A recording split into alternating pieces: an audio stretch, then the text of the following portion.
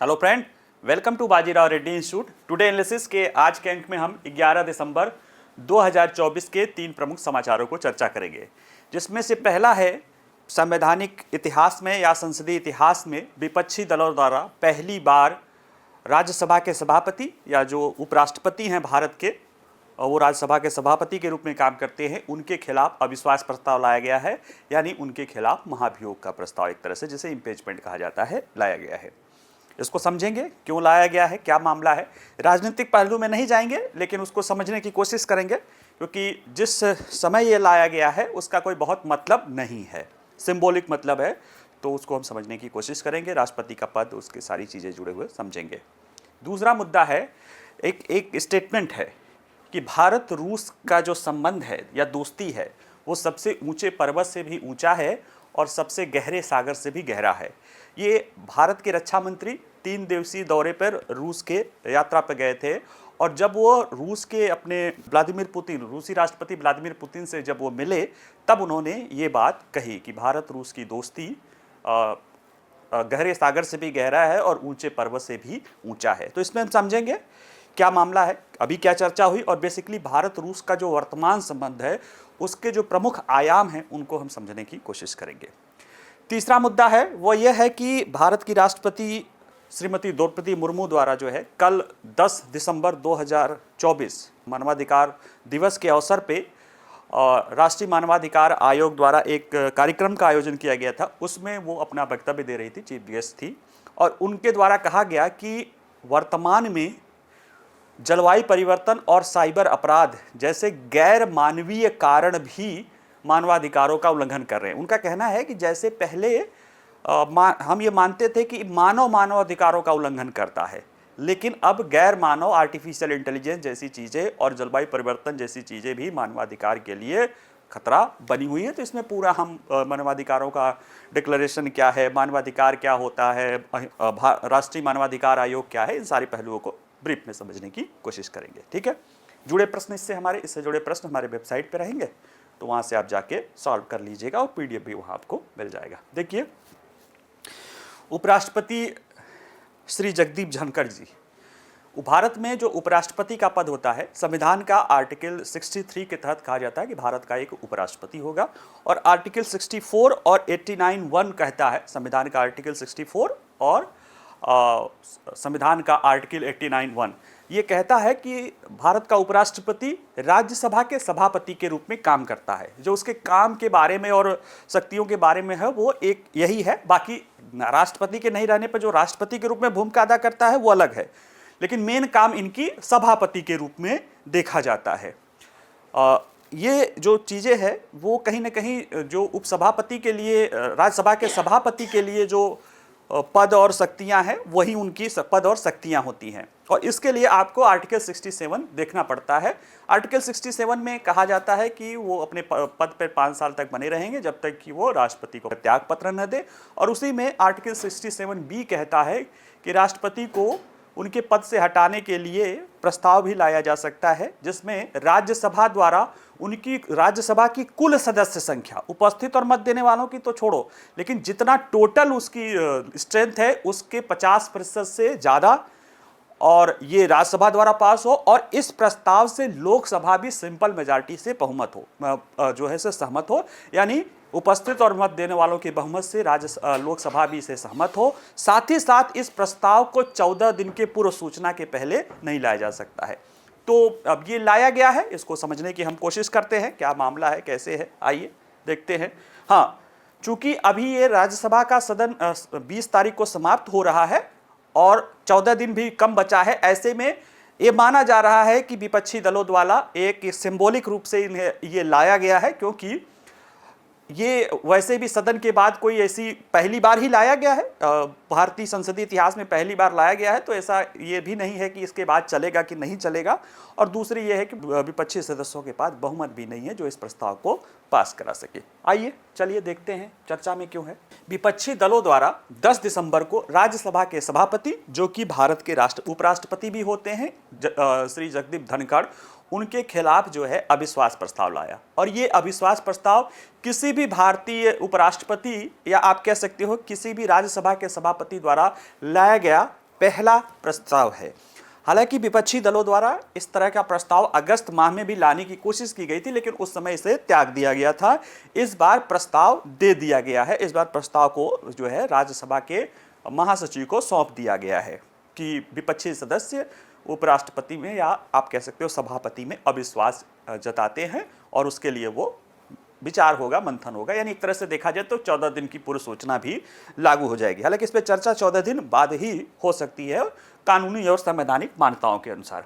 और जिस तरह से देखा जाए कि जिस परिदृश्य में दिया गया है कि विपक्षी दलों को न लोकसभा में बहुमत है न राज्यसभा में बहुमत है और उनके पास जो 14 दिन का समय है, अभी राज्यसभा का जो है या संसद का जो है सत्र जो अभी चल रहा है वो 20 तारीख को समाप्त हो जाएगा, 20 दिसंबर तक। तो ऐसे में अभी कोई ऐसा, चूंकि पहली बार दिया गया है और ऐसी कोई परंपरा भी नहीं है कि अविश्वास प्रस्ताव उस सत्र के बाद दूसरी बार चल सके, तो एक तरह से ये सिंबोलिज्म ही है विपक्षी दलों द्वारा, क्योंकि इसके जरिए अगर वो इस पर चर्चा होगी या बात होगी तो इस मुद्दे को उठा के अन्य मुद्दों पर वो अपनी बात जो है सरकार को बैकफुट पे ला सकते हैं, या आप ये कह सकते हैं कि सभापति पर एक मनोवैज्ञानिक रूप से दबाव बना सकते हैं। ठीक है, क्योंकि अगर इस पे चर्चा होगी तो संविधान के अनुच्छेद 92 के अनुसार सभापति को या उपसभापति अगर उनके खिलाफ अविश्वास प्रस्ताव पे चर्चा हो रही हो, लेकिन वो भी 14 दिन बाद ही होगी, अगर हो रही हो तब उसमें वो भाग नहीं ले सकते हैं। तो उसमें अभी चूंकि 14 दिन का तो उनके लिए नोटिस है, लेकिन नैतिकता और इस तरह की बात करके उनको दबाव में लाने की कोशिश जरूर की जाएगी। हम अगर समझें कि संवैधानिक प्रक्रिया क्या है, क्योंकि हमें तो राजनीति से मतलब नहीं है, हमें मतलब है कि विपक्षी दलों ने इतिहास में पहली बार ऐसा कर दिया गया है तो हमारे लिए प्री और मेंस का मुद्दा बना दिया है, तो अब उसको समझना है कि संवैधानिक प्रक्रिया क्या है।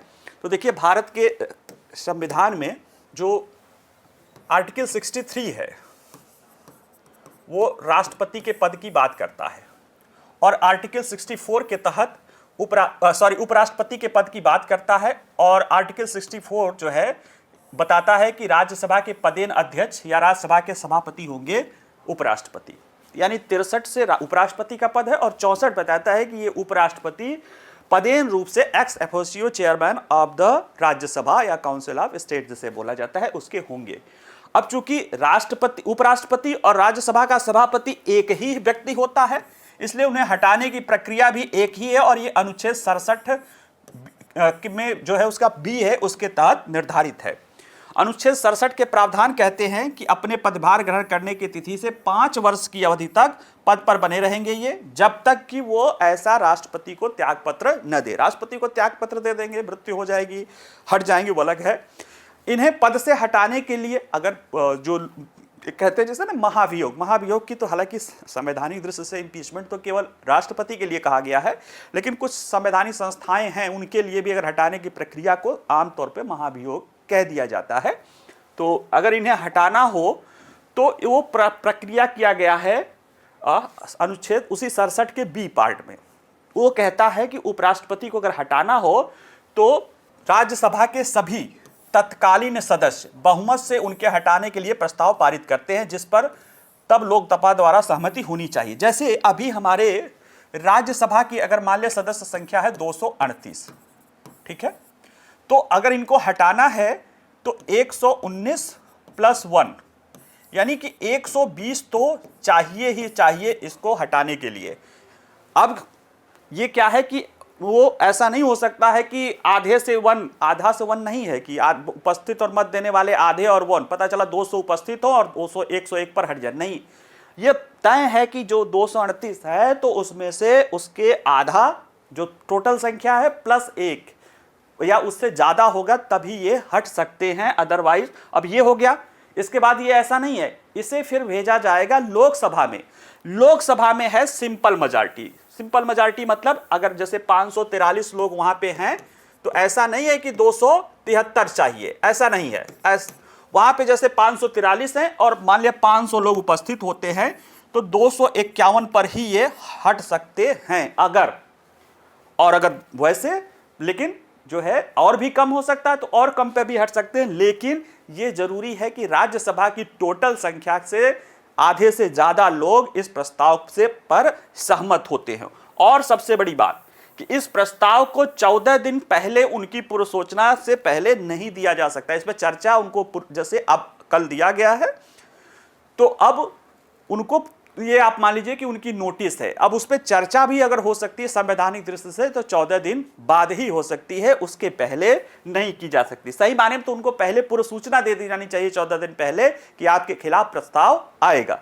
खैर जो भी हो, इसमें नोटिस दिए जाने के बाद क्या होगा, अब जब 14 दिन का प्रस्ताव समय समाप्त हो जाएगा, तब राज्यसभा में चर्चा होगी कि इस प्रस्ताव को स्वीकार किया जाए या नहीं, आर्टिकल 67B के तहत। अब अगर वो राज्यसभा पास कर देती है ओवरऑल अपनी टोटल मेजॉरिटी से, उसके फुल मेजॉरिटी जो उसके कहते हैं उससे पास कर देती है, और अगर उससे लोकसभा सहमत नहीं रहती तो फेल हो जाएगा, और लोकसभा अगर सहमत हो जाती है तो फिर ये प्रस्ताव पास कर दिया जाएगा। लेकिन अभी जैसे देख ही रहे हैं कि 20 दिसंबर तक ही संसद का शीतकालीन सत्र चलने वाला है, और ऐसे में ये 14 दिन आज 10 को दिया गया है तो 10 ही दिन तो हुआ। इसका मतलब इसका कोई सिर्फ सिंबॉलिक मैटर है, अपना आदमी नैतिक या विरोध प्रदर्शन या कुछ मुद्दे को, कई बार क्या होता है कुछ दूसरे मुद्दे में आदमी गिरा रहता है तो उसको किसी दूसरे मुद्दे में उलझा दो, कोई नया काम कर दो, इस तरह की चीजें चलती रहती है राजनीति में। परफेक्ट है, कोई बात नहीं है, लेकिन अगर सिर्फ दिखावे के लिए आप संवैधानिक संस्थाओं को कहते हैं तो इसके लिए थोड़ा सा ये कुछ अच्छी प्रक्रिया नहीं मानी जाएगी, क्योंकि राष्ट्रपति उपराष्ट्रपति, आप मत भूलिए राज्यसभा के सभापति हैं लेकिन वो भारत के उपराष्ट्रपति भी हैं। खैर अगर आपको उनकी कोई शिकायत हो तो उनसे व्यक्तिगत रूप से आप कहिए, आपने लगाया भी है तो जो आरोप लगाया है, खैर राजनीति की बातें हैं, उसमें हम कुछ ज़्यादा इसमें कहने के सक्षम नहीं है, लेकिन हाँ संवैधानिक पदों को छोड़ ही दिया जाए तो बेहतर रहता है राजनीतिक मुद्दों के रूप में।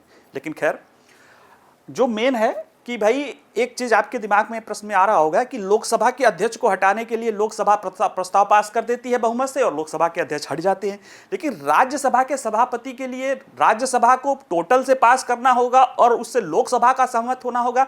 ऐसा क्यों है, उसके पीछे वजह है, उसके पीछे समझना पड़ेगा कि जो राज्यसभा का सभापति होता है वो भारत का उपराष्ट्रपति होता है, और उसके चुनाव भारत के उपराष्ट्रपति के रूप में होता है, न कि राज्यसभा के सभापति के रूप में। वो पदेन कार्य भले राज्यसभा के सभापति के रूप में पूरा काम वही राज्यसभा के सभापति के रूप में, लेकिन उसका चुनाव भारत के उपराष्ट्रपति के रूप में होता है।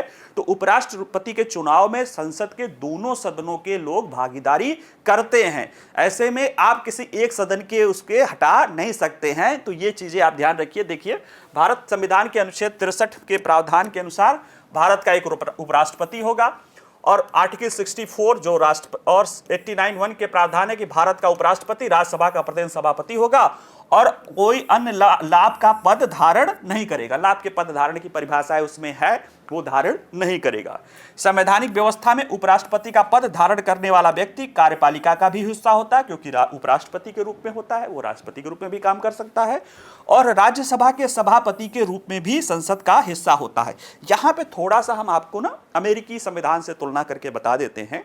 अमेरिकी संविधान में भी उपराष्ट्रपति का चुनाव होता है जो राष्ट्रपति के साथ होता है, और उनका चुनाव सेम जो है मतदाता इलेक्ट्रोल जो है वोट होता सदस्य होते हैं उनके द्वारा किया जाता है। भारत में ऐसा नहीं है। भारत के राष्ट्रपति के चुनाव में राज्यों की विधानसभाओं के भी मेंबर शामिल होते हैं, इलेक्टेड मेंबर, और लेकिन हमारे यहाँ पे उपराष्ट्रपति का चुनाव में सिर्फ संसद के जो मतदाता होते हैं, संसद के दोनों सदनों के जो सदस्य होते हैं उनके द्वारा चुनाव होता है। तो इस दृष्टि से अलग है, जबकि वहाँ पे दोनों मतदाता इलेक्ट्रॉल जो वोट होते हैं जिसे निर्वाचक मंडल बोलते हैं वो एक ही होते हैं, जो राष्ट्रपति उपराष्ट्रपति दोनों के लिए चुनते हैं। पहला तो थोड़ा सा अंतर ये है। दूसरा, जो वहाँ पे उपराष्ट्रपति होते हैं वह मतलब देखा जाए तो वो वहाँ के ऊपरी सदन सीनेट की अध्यक्षता करते हैं। ऐसा नहीं कि नहीं करते हैं, लेकिन वो उनका रोज का काम नहीं है। वो कभी कभार चले जाते हैं, शुरुआत में भले चले जाए, बाकी काम के लिए एक वो सीनेट अपना एक अध्यक्ष चुन लेती है या वो काम अपना करता है। मेन काम उनका वो होता है जो राष्ट्रपति उन्हें काम सौंपते हैं, क्योंकि वहाँ प्रेसिडेंशियल फॉर्म ऑफ गवर्नमेंट है। यहाँ पे चुनाव उपराष्ट्रपति के रूप में होता है, लेकिन वो अपना मेन काम उनका राज्यसभा के सभापति के रूप में ही होता है। वो उसमें उन्हीं अनुसार उनको वेतन भत्ते भी मिलते हैं। तो इस तरह से थोड़ा सा इसको भी आप ध्यान में रखिएगा, ठीक है। इसमें अगर देखा जाए कि इनका चुनाव प्रक्रिया, तो संसद के दोनों सदनों के सदस्यों से मिलकर बने निर्वाचक मंडल द्वारा आनुपातिक प्रतिनिधित्व प्रणाली के अनुसार एकल संक्रमणी मत के माध्यम से जो है चुनाव किया जाता है, और मतदान जो है इसमें गुप्त होता है।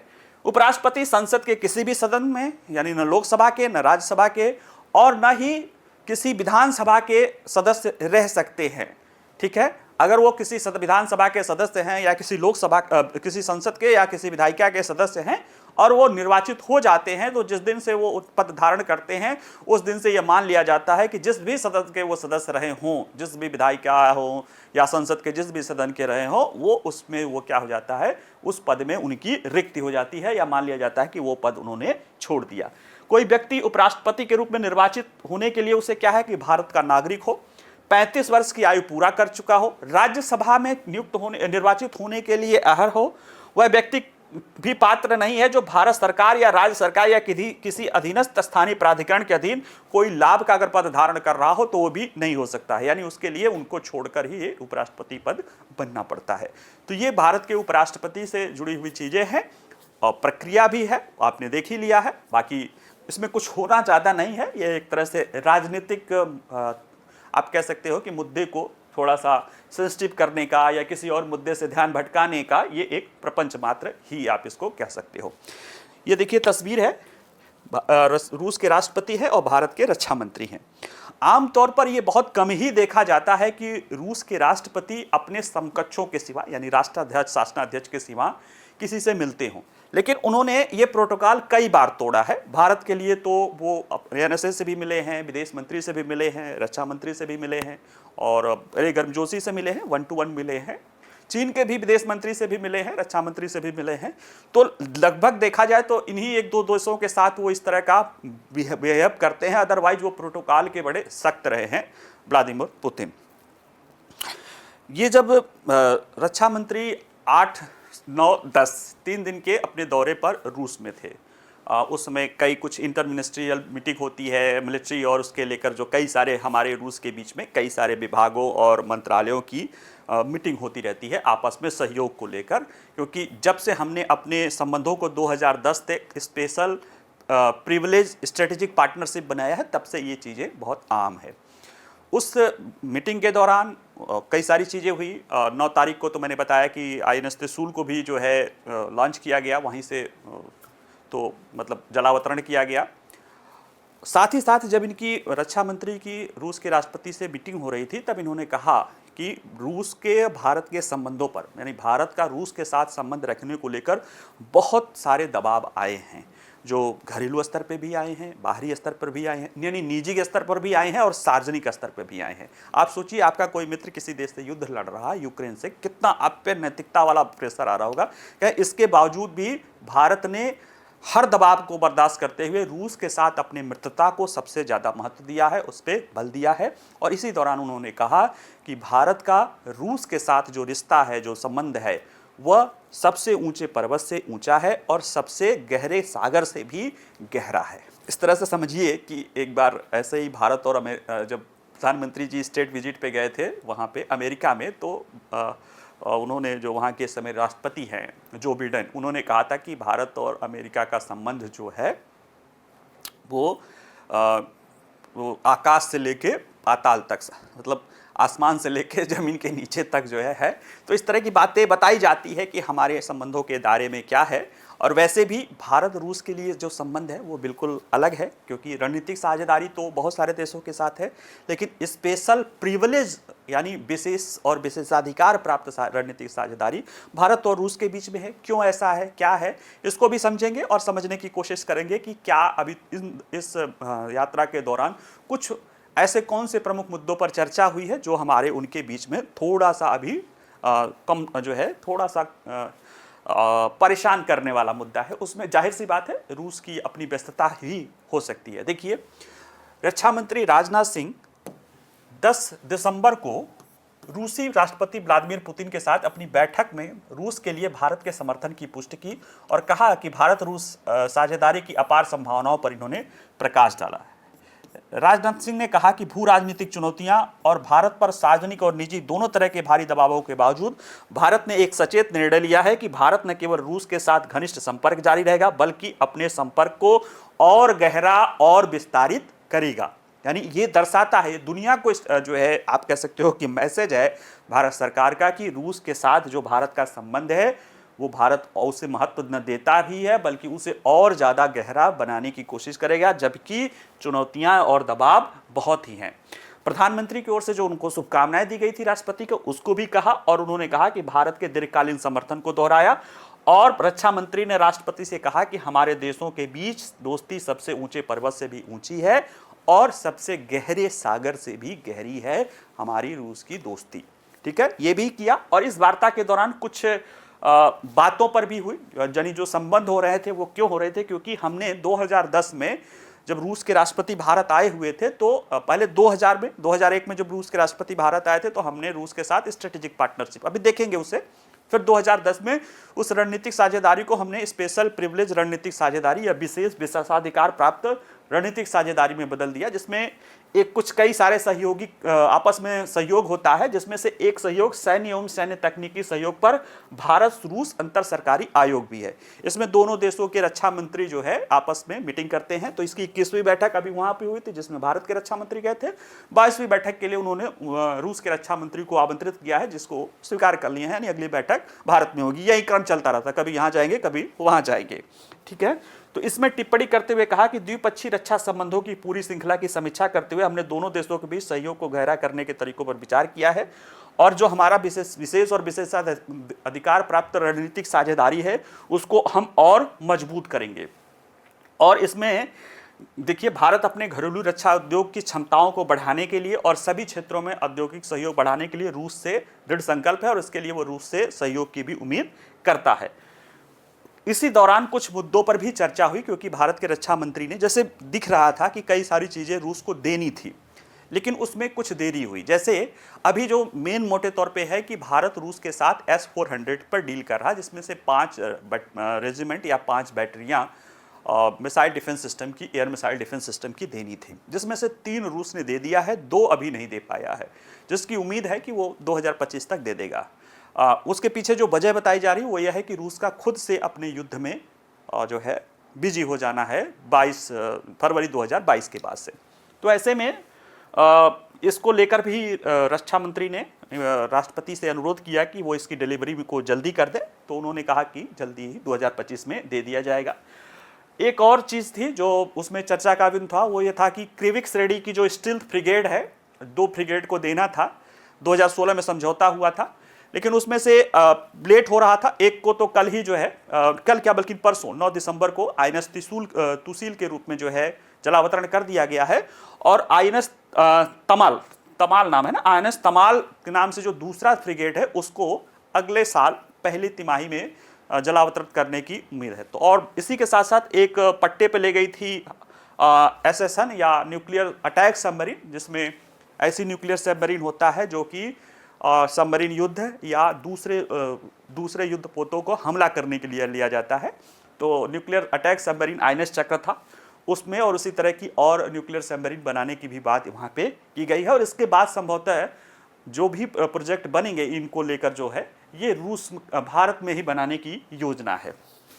अगर जो अब इसके बाद हम ये तो चलो अभी इसमें हुआ, जो समझने की बात है वो है कि भारत रूस रक्षा संबंधों की विशेषताएं, जैसे स्पेशल और स्पेशल प्रिविलेज स्ट्रेटेजिक पार्टनर है, तो उसको हम समझने की कोशिश करते हैं।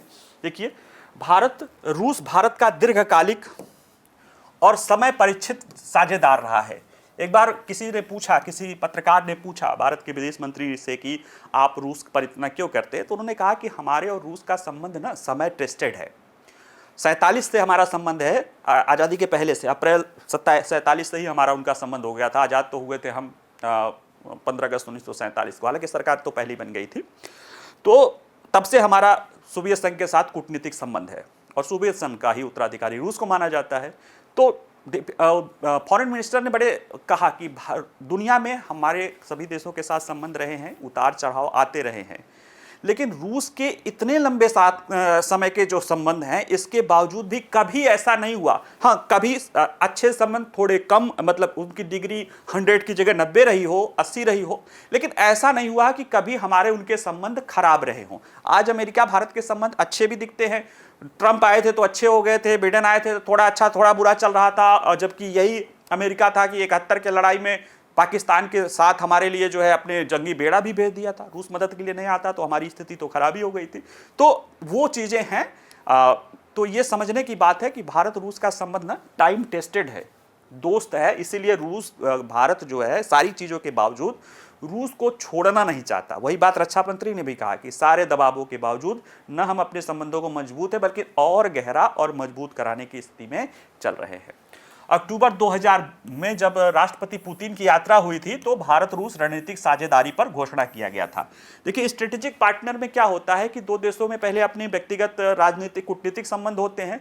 जब स्ट्रेटेजिक संबंध हो जाता है तो पहले तो संबंधों का दायरा पूरा शामिल हो जाता है। इसमें राजनीतिक यानी डिप्लोमेटिक तो रहता ही है, सिक्योरिटी भी हो जाता है, डिफेंस भी हो जाता है, व्यापार भी हो जाता है, इकोनॉमी भी हो जाता है, science and technology, Sanskrit, people to people contact, और इसको पूरे वैश्विक स्तर पे दुनिया के सामने और भी जितनी परिस्थितियां होती हैं उन सारे पहलुओं तक विस्तारित कर दिया जाता है। यानी उसमें गुणात्मकता आ जाती है, कनेक्टिविटी ज़्यादा गहराई हो जाती है और दीर्घकालीन परिदृश्य उसमें शामिल हो जाता है। इसी रणनीतिक साझेदारी को 2010 में जब रूस की राष्ट्रपति की भारत यात्रा हुई थी उस दौरान हमने विशेष और विशेषाधिकार प्राप्त रणनीतिक साझेदारी बना लिया था। 2021 में जब प्रधानमंत्री और राष्ट्रपति पुतिन के बीच शिखर स्तरीय वार्ता हुई थी तो हमने पहली बार 2+2 की, यानी दोनों देशों के विदेश मंत्री और रक्षा मंत्री आपस में मिलेंगे, एक नया सहयोग का आयाम हमने जोड़ दिया था। ठीक है, तो ये हमारे अभी इतिहास रहा है। अगर हम देखें कि भारत और रूस के बीच वर्तमान संबंधों के कुछ प्रमुख पहलू क्या है, तो इसमें जैसे कि एक दुनिया के बारे में, खासतौर से पश्चिमी दुनिया या वेस्टर्न कंट्रीज या आप कह सकते हो ग्लोबल नॉर्थ के देश जो है या यूरोपियन कंट्रीज या अमेरिकन थिंक टैंक, उनका मानना है कि भारत रूस के संबंधों में कई सारे पहलू हैं जिनको हमें समझना पड़ेगा, जिसके कारण भारत रूस को नहीं छोड़ता है। और रूस भी नहीं, तो पहले भारत के संदर्भ में देखा जाए तो देखिए, पेट्रोलियम ऊर्जा सुरक्षा एक प्रमुख पहलू है। हमें जब रूस यूक्रेन युद्ध हुआ तो सस्ता हमें तेल मिलना शुरू हुआ। हम 2% आयात करते थे, जून 2024 तक हम 40% अपना आयात करते हैं। इसमें से काफ़ी बड़ा हिस्सा हमारी कंपनियां परिष्कृत करके पश्चिमी देश को यानी यूरोप को ही बेच दे रही हैं। तो कहीं ना कहीं ये एक प्रमुख मुद्दा है। और सिर्फ ऊर्जा सुरक्षा में पेट्रोलियम ही नहीं है, परमाणु क्षेत्र में भी सहयोग का मुद्दा है।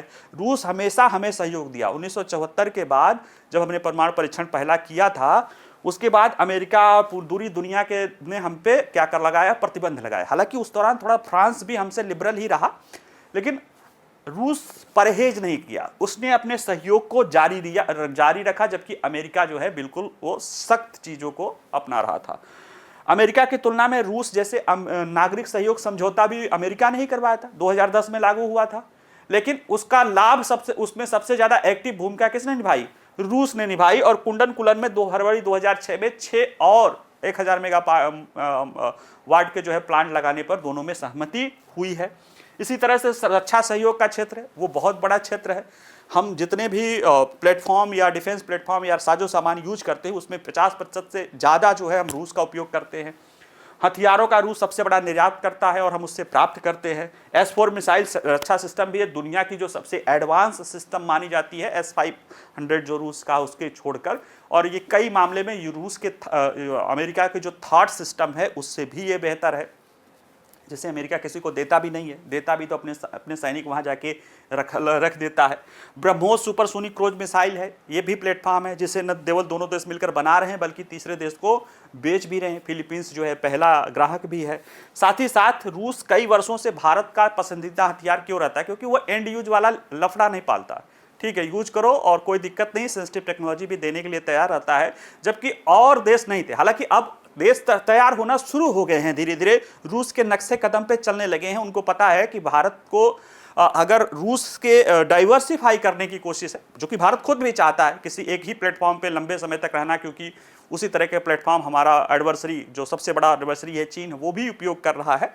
लेकिन अब धीरे धीरे सहमत है, लेकिन रूस पहले से ही ये चीज़ें करता रहा है। तो हमारा उनका संबंध जो है हथियार क्रेता विक्रेता से साथ उत्पादनकर्ता तक भी रहा है, और ये एक महत्वपूर्ण चीज़ है जिसे नज़रअंदाज नहीं किया जा सकता।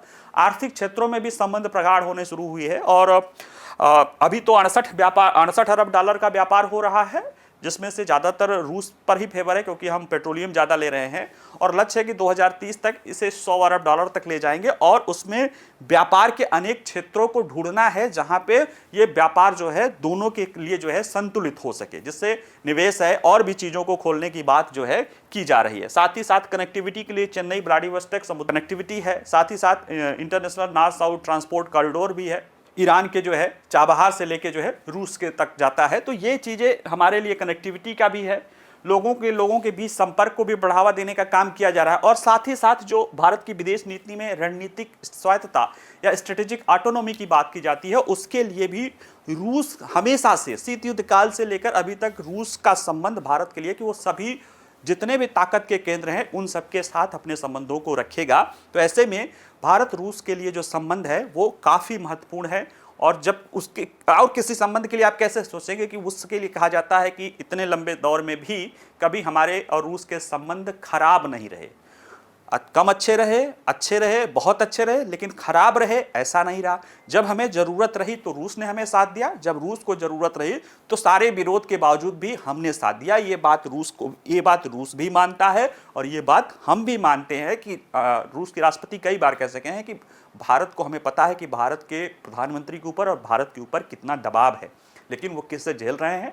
तो रूस ने भी किया है हमारे लिए, सोवियत संघ ने किया है, रूस ने किया है, और हम भी कर रहे हैं। तो ये कोई अलग तरह की साझेदारी है, इसी बात को हमारे रक्षा मंत्री वहाँ पे कन्वे कर रहे थे। देखिए, भारत की राष्ट्रपति जो है श्रीमती द्रौपदी मुर्मू जी का जो है कार्यक्रम था अंतर्राष्ट्रीय मानवाधिकार दिवस पे, कल 10 दिसंबर था, और 10 दिसंबर को अंतर्राष्ट्रीय मानवाधिकार दिवस मनाया जाता है क्योंकि 10 दिसंबर 1948 को मानवाधिकारों पर सार्वभौमिक घोषणा या universal declaration of human right जो है अपनाया गया था संयुक्त राष्ट्र संघ द्वारा। इस अवसर पे बोलते हुए राष्ट्रपति महोदया ने कहा कि पहले ये मान्यता थी कि मानवीय कारक या मानव ही जो है मानवाधिकारों का उल्लंघन करता है, लेकिन अब गैर मानवीय कारक भी उसमें भूमिका निभाने लगा है। आर्टिफिशियल इंटेलिजेंस, साइबर अपराध और जो जलवायु परिवर्तन की समस्या है, ये भी मानवाधिकार के सामने चुनौती पैदा कर रही हैं। तो आइए हम इसको देखते हैं, इस पूरे मुद्दे को। देखिए, राष्ट्रपति द्रौपदी मुर्मू ने 10 दिसंबर 2024 को कहा कि मानवाधिकार पर अब तक की चर्चा में मानव एजेंसियां पर ही केंद्रित रही हैं, कि राज्य रहा होगा, सिक्योरिटी फोर्सेज रही होगी, या आतंकवादी ग्रुप रहा होगा, या कुछ और रहा होगा। वो कह रहे हैं कि अब उल्लंघनकर्ता को मानव माना जाता है, लेकिन कृत्रिम बुद्धिमत्ता के हमारे जीवन में प्रवेश करने के साथ अपराधी कोई गैर मानव भी हो सकता है, लेकिन वो काफ़ी इंटेलिजेंट होगा। इस पहलू पर भी हमारे राष्ट्रपति महोदया ने ध्यान दिलाया है। साथ ही साथ मानवाधिकार के अवसर पर बोलते हुए राष्ट्रपति ने यह भी रेखांकित किया कि साइबर अपराध और जलवायु परिवर्तन मानवाधिकारों के लिए नए खतरे के रूप में हमारे सामने आए हैं, हमें इन पर भी ध्यान देने की आवश्यकता है। जहाँ तक ये जो राष्ट्रपति महोदया बोल रही थी वो मानवाधिकार दिवस के रूप में जो है अंतर्राष्ट्रीय मानवाधिकार दिवस के उपलक्ष्य में बोल रही थी, जो हर साल 10 दिसंबर को मानवाधिकारों के सार्वभौमिक घोषणा के उपलक्ष्य में मनाया जाता है, जो 1948 में इसे अपनाया गया था संयुक्त राष्ट्र महासभा द्वारा। तो मानवाधिकारों के बारे में देखें, क्या है मानवाधिकार। तो देखिए, मानवाधिकार वे अधिकार हैं जो हमें सिर्फ मानव होने के नाते मिल जाते हैं। हमें कुछ और करने की ज़रूरत नहीं होती, हमें किसी देश का नागरिक होने की ज़रूरत नहीं है, हमें किसी संस्था से जुड़े रहने की ज़रूरत नहीं है। हम सिर्फ मानव हैं, इसीलिए हमें मिल जाती है, और ये किसी राज्य के द्वारा भी देने की ज़रूरत नहीं होती है। क्यों? क्योंकि ये मानव के रूप में मिली होती है और सभी को मानना पड़ता है। देखिए, क्योंकि हम मनुष्य के रूप में मौजूद है और ये किसी राज्य द्वारा प्रदान नहीं किया जाती। ये सार्वभौमिक अधिकार है, यूनिवर्सल है, यानी सभी के लिए, जितने भी मानव सभी, ये नहीं कि पर्टिकुलर ए को होगा पर्टिकुलर बी को नहीं होगा। यानी जितनी भी तरह की विविधताएं हैं मानव के बीच में, उसका कोई भी प्रभाव इन सार्वभौमिक मानवाधिकार पे नहीं पड़ता। जैसे राष्ट्रीयता से कोई मतलब नहीं है, कोई किस राष्ट्र का है उससे कोई मतलब नहीं है, मानवाधिकार उसके भी होंगे, किसी भी देश में बराबर होंगे। लिंग, राष्ट्रीय जाति, मूल, धर्म, भाषा या कोई भी निर्जातीयता पहचान हो, वो मानवाधिकारों के बीच में भेदभाव नहीं करती है। साथ ही साथ ये सबसे बुनियादी अधिकार भी होते हैं, बहुत बेसिक होते हैं, बहुत बेसिक जीवन के अधिकार होते हैं, क्योंकि इनके बिना आप जीवन को जीने लायक ही मानते हैं। अगर आप ये नहीं रहेगा तो आप मत समझ लीजिए कि जीवन जीने लायक नहीं रह सकता है। ऐसे में भोजन है, शिक्षा है, काम है, स्वास्थ्य है, कुछ तरह की स्वतंत्रता का अधिकार है। ये वो अधिकार हैं जो मानव के अधिकार है। ठीक है। अगर हम इनकी विशेषताओं के रूप में कि वो कौन सी विशेषता है जो मानव अधिकार को आप कह सकते हो कि एक मानव अधिकार अपनी उसमें समाहित किए रहती है, तो वो जो सामान्य विशेषताएं या प्रमुख विशेषताएं हैं, देखिए मानव अधिकारों की सार्वभौमिकता का सिद्धांत होता है। यानी जो मानव अधिकार होते हैं वो यूनिवर्सल एप्लीकेबल होते हैं। यूनिवर्सल मतलब जैसे हमें भी जो हम पे लागू होंगे वो आप पे भी लागू होंगे, वो दुनिया के किसी भी मानव पर वो लागू होंगे, उसमें कोई भेदभाव नहीं किया जा सकता है। और ये अंतर्राष्ट्रीय मानव अधिकार कानून की आधारशिला है सार्वभौमिकता का सिद्धांत। इसलिए देखिए जो UNDH है, universal declaration of UDHR, universal declaration of human right, मानवाधिकारों की सार्वभौमिक घोषणा, तो सार्वभौमिकता का सिद्धांत सबसे प्रमुख में आता है। अविभाज्य है, इनअवॉइडेबल है, यानी आपसे छीना नहीं जा सकता। हाँ, कुछ कारणों से कुछ विशेष परिस्थिति और उचित प्रक्रिया के अनुसार ही है और इसके सिवा मनुष्य से सेपरेट नहीं किया जा सकता है। अन्योन्याश्रित है, एक दूसरे पर आश्रित है, ये नहीं कि हमारा अधिकार होगा तुम्हारा नहीं, तुम्हारा मानवाधिकार हमारे पर आधारित है, हमारा मानवाधिकार तुम्हारे पर आधारित है। इससे एक चीज और भी होता है कि सिर्फ हमें अधिकार भी नहीं मिले हैं, हमें दूसरे के मानवाधिकार को सम्मान करने का दायित्व भी इसमें मिला हुआ है।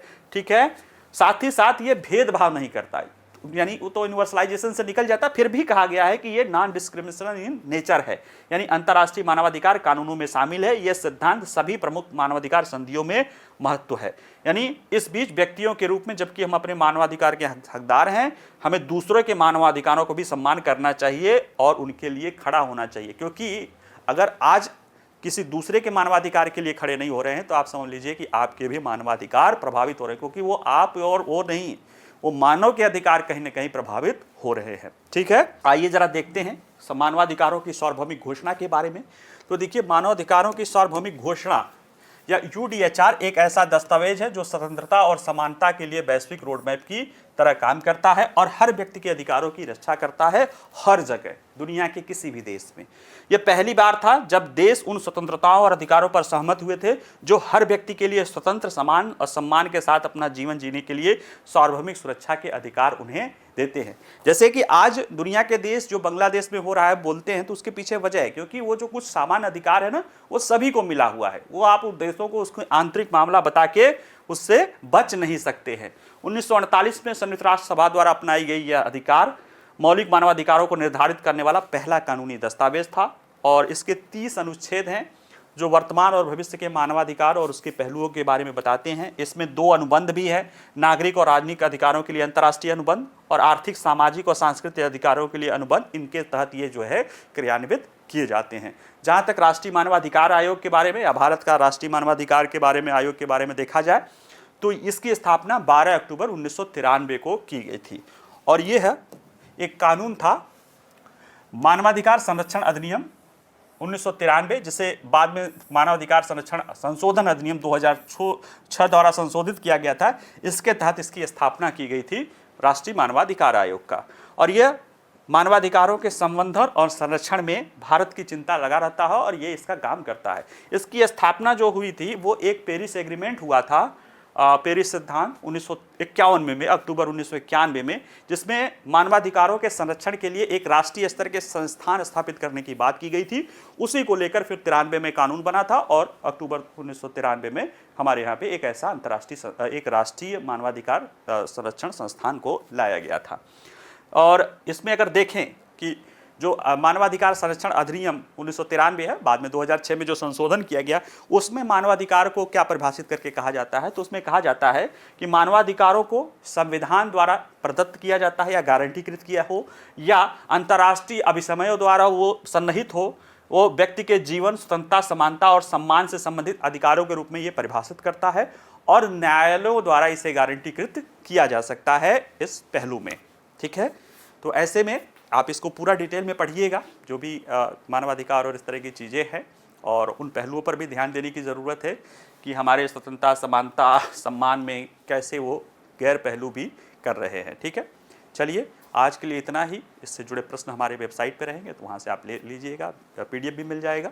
और बाकी वीडियो पसंद आए तो लाइक करिए, शेयर करिए, और कोई भी अगर कोई मुद्दा रहे तो आप पूछ सकते हैं कमेंट बॉक्स में। बाकी नमस्कार, धन्यवाद।